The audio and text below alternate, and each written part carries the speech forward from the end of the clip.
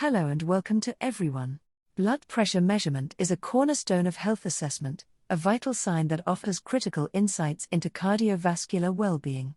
Accurate readings guide diagnosis, treatment, and lifestyle adjustments, impacting millions of lives daily. Yet, despite its apparent simplicity, many common errors can significantly skew results. These inaccuracies can lead to misdiagnosis, inappropriate medication, or a false sense of security. Understanding and avoiding these pitfalls is crucial for patients, caregivers, and healthcare professionals alike. Let us explore the 10 most common mistakes in blood pressure measurement and how to prevent them. Mistake 1: using the wrong cuff size. The blood pressure cuff must fit the arm correctly. A cuff that is too small will yield an artificially high reading, while one that is too large can result in a falsely low reading. Always ensure the bladder of the cuff encircles at least 80% of the arm's circumference. Measure the arm's circumference midway between the shoulder and elbow to select the appropriate cuff. Many devices come with different cuff sizes, so choose the one that matches the individual's arm dimensions. This foundational step is critical for reliable data.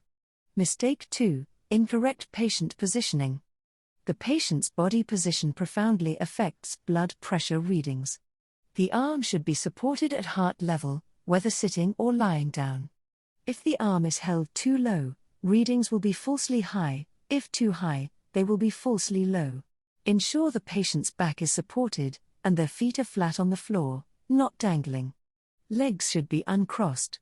Crossing legs can elevate systolic blood pressure by several points, leading to an inaccurate assessment.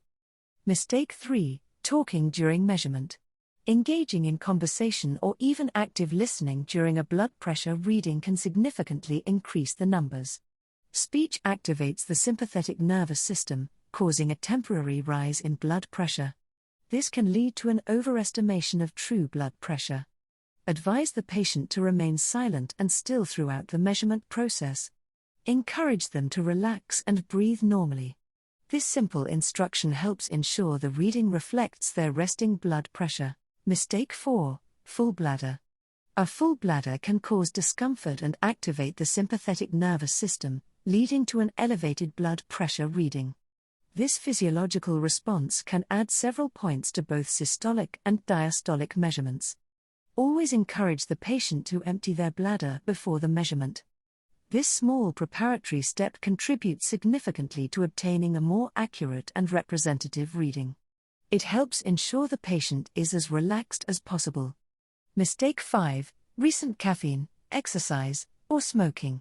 Consuming caffeine, engaging in strenuous exercise, or smoking within 30 minutes before a blood pressure measurement can temporarily elevate readings.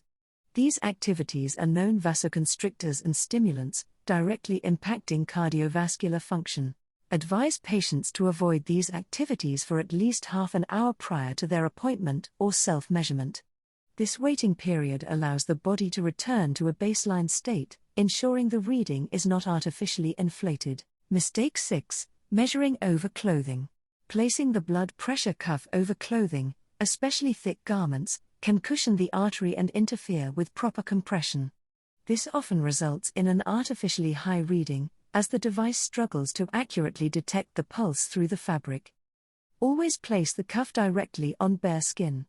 If sleeves are rolled up, ensure they are not constricting the arm above the cuff. This direct contact is essential for the cuff to apply even pressure and accurately detect arterial pulsations. Mistake 7: not resting before measurement. Rushing into a blood pressure measurement without adequate rest can lead to inaccurate results. Physical activity, stress, or even just walking into the room can temporarily elevate blood pressure. Allow the patient to sit quietly for at least 5 minutes before taking the reading. This period of calm allows their heart rate and blood pressure to stabilize, providing a more accurate reflection of their true resting state. Mistake 8: taking only one reading.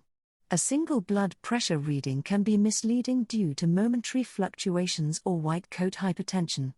Relying on just one measurement increases the risk of misdiagnosis or inappropriate treatment decisions.